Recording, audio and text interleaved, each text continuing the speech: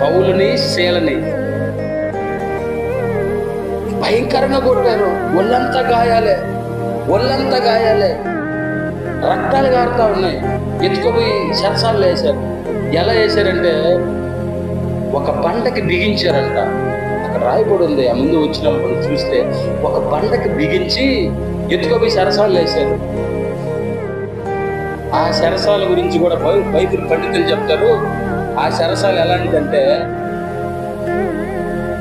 ఎటు చూసినా 4 అడుగులు అంటారు. ఎటు చూసినా 4 అడుగులు అంతే.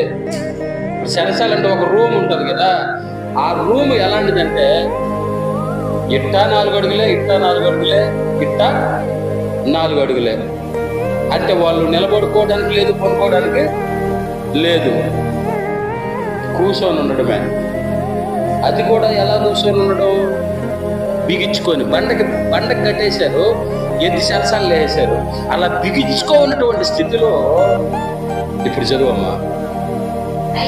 అయితే మధ్యరాత్రి పౌలును శీలయు దేవునికి ప్రార్థించుచు కీర్తనలు పాడుచుండిరి. హల్లెలూయా.